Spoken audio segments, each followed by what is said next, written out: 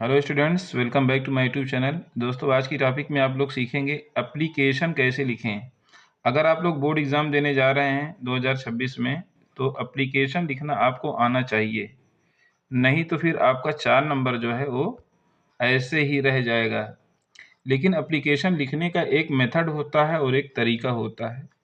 ठीक है, ये क्लास 10th में आता है एप्लीकेशन लिखने को। क्लास 12th में तो लेटर लिखने को आता है। ये क्लास 10th वाले बच्चों के लिए है। तो जो बच्चे एग्ज़ाम देने जा रहे हैं भाई, आपका 4 नंबर आपको इसमें मिलने वाला है। तो यहाँ पर मैंने एक एप्लीकेशन दिया है, उस एप्लीकेशन को देख लें। लेकिन ये सिर्फ ही ना देखें, इस टाइप का आपको सिर्फ ट्रिक सीखना है। इसको दे या फिर कुछ अदर दे तो उसको भी आप लिखना सीखें। क्या चीज़ ज़रूरी होती है, कैसे एप्लीकेशन लिखें, कौन सी लाइन में लिखना है, लाइन बदल के कैसे लिखना है, सारे तरीके आपको मैं बताऊंगा। तो दोस्तों, अगर आप चैनल पर पहली बार आए हैं तो वीडियो को लाइक ज़रूर करें, चैनल को सब्सक्राइब करें, आगे तक शेयर भी ज़रूर करें। पूरी जानकारी आपको देने वाला हूँ। तो जैसे पहले हम क्वेश्चन को पढ़ लेते हैं एक बार, क्या दिया है। तो इसको हम लोग पढ़ते हैं। तो लिखा है, write an application to the principal of your college informing him about your illness and requesting him to grant you leave of absence for 3 days। जो अभी अपने क्वेश्चन पढ़ा, इसका मतलब क्या कह रहा है कि राइट एन एप्लीकेशन, एक एप्लीकेशन लिखो प्रिंसिपल को, ऑफ योर कॉलेज, अपने कॉलेज के, इन्फॉर्मिंग हिम, उन्हें सूचित करते हुए, अबाउट योर इलनेस यानी अपनी बीमारी के बारे में, एंड रिक्वेस्टिंग हिम, उनसे प्रार्थना करो, to grant you leave of absence for 3 days, यानी 3 दिन एब्सेंट होने के लिए उनसे जो है प्रार्थना पत्र लिखनी, एप्लीकेशन लिखने को बोल रहा है। तो ठीक है, ये क्वेश्चन तो आपने पढ़ भी लिया होगा और उसके बाद समझ भी लिया होगा हिंदी इसकी। अब जो है हम बताते हैं कि इसको एग्ज़ाम में कैसे लिखते हैं। ठीक है, इसका आंसर कैसे देना है। तो सबसे पहले बहुत ध्यान देने की बात है स्टूडेंट्स, दोस्तों ध्यान दीजिएगा। तो सबसे पहले जो है हम टू लिखते हैं, ध्यान दीजिएगा, टू लिखना है। यहाँ पर एप्लीकेशन किसको लिखना है, write an application to the principal, यहाँ बता रहा है। तो टू के बाद द प्रिंसिपल, इसको हम लिख देंगे। ठीक, इतना सब में लिखा जाएगा। चेंजिंग क्या चीज़ है वो मैं आपको बताता हूँ। जैसे यहाँ पर आप जिस कॉलेज में पढ़ते हैं, जैसे यहाँ पे मैंने GIC मतलब कॉलेज दिया हूँ। तो यहाँ पर जो भी आपका कॉलेज है, वहाँ पर अपना कॉलेज नेम जो है चेंज करना है आपको। जिस भी कॉलेज में आप पढ़ते हो या जहाँ पर आपका सेंटर जाएगा, उस कॉलेज का नाम यहाँ पे डालना है।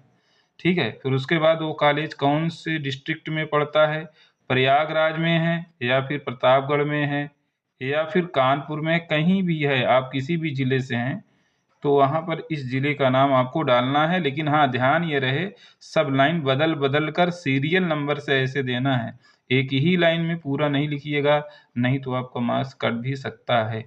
ठीक है, तो इसको आप ध्यान से देखें और आगे भी मैं आपको बताता हूँ कि कैसे और लिखा जाएगा। इतना काम करने के बाद फिर आपको आना है यहाँ।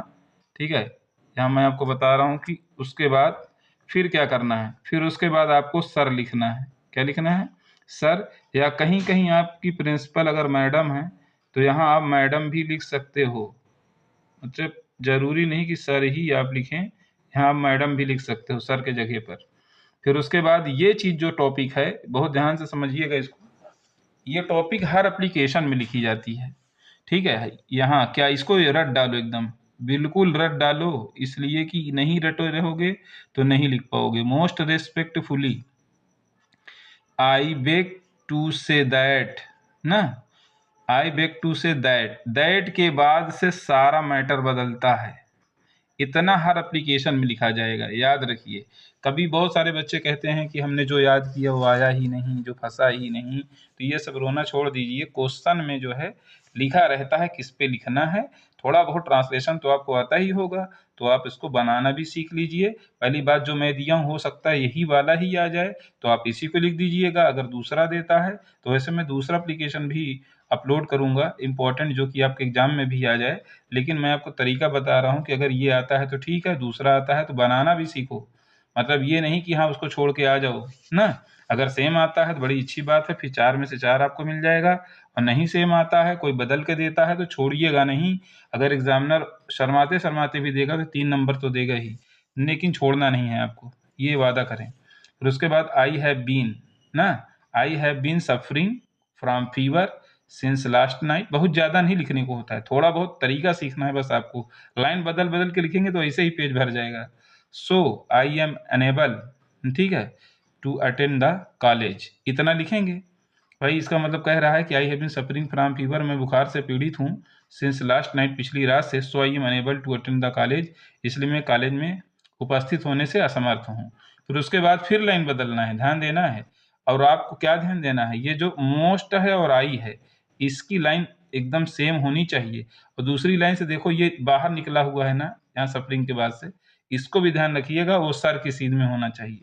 ये सब ध्यान देने वाली बात है। ये सब आपको कोई बहुत बारीकी नहीं बताते, इतना तो आपके स्कूल में भी नहीं बताया गया होगा, ठीक है। तो इसलिए ध्यान से देखिए और समझिए। अगर पूरा नंबर लाना चाहते हैं, एग्जामिनर खुश हो जाएगा, आपको पूरा नंबर भी दे देगा, काटेगा भी नहीं, स्पेलिंग गलत ना हो बस। फिर उसके बाद therefore request you to grant me leave of absence for 3 days, जितने दिन की छुट्टी लेना है यहाँ पर, छुट्टी अब 2 डेज 3 डेज 5 डेज जो भी लेना है यहाँ आप लिख सकते हो। फिर उसके बाद उस दिन की डेट डालना है, मैं आज की डेट डाला हूँ, 25 की डेट डाला हूँ, तो आप इसको भी चेंज कर सकते हैं, ये चेंज ही होगा, क्योंकि भाई जब भी आपका पेपर होगा इसको चेंज कर लीजिएगा। डेट बदली जाएगी, वहाँ पर कॉलेज का नाम बदला जाएगा, ठीक है। फिर उसके बाद ये चीज़ रहेगा योर्स ओबीडिएंटली, यहाँ पर XYZ ही लिख देना, नाम नहीं लिखना आप लोग, क्योंकि वहाँ पर नाम लिखने के लिए मना किया जाता है। यहाँ तक कि आप रोल नंबर भी यहाँ नहीं लिखेंगे यहाँ पर, ठीक है। खाली आपको योर्स ओबीडिएंटली XYZ ABC जो भी आपको लगता है वो दे दीजिएगा, नाम नहीं शो करना है, बस इतना काम आपको करना होगा और 4 नंबर आपके अकाउंट में जुड़ जाएगा, यानी आपका मार्क्स 4 नंबर बढ़ जाएगा। बाकी आगे की जानकारी दोस्तों आगे की वीडियो में दूंगा, तब तक के लिए वीडियो को अच्छे से वॉच करें, ठीक है, और समझें। अगर अभी तक आपने चैनल को सब्सक्राइब नहीं किया है तो इतनी अच्छी जानकारी पाने के लिए चैनल को सब्सक्राइब ज़रूर करें, अपने सभी दोस्तों में भी शेयर कर दें जो इस बार बोर्ड एग्ज़ाम 2026 का देने जा रहे हैं, ताकि उन्हें ये जानकारी हो जाए और जिससे जानकारी हासिल करके अच्छे नंबर ला सकें। तो मैं you success in your examination, आप अपने एग्जामिनेशन में सफल हों और अपनी पूरी तैयारी करें। कोई भी दिक्कत है तो आप कमेंट ज़रूर करें और उस बेस से भी आपको वीडियोस मिल सकते हैं। थैंक यू सो मच दोस्तों, मिलते हैं नेक्स्ट वीडियो में। Okay bye.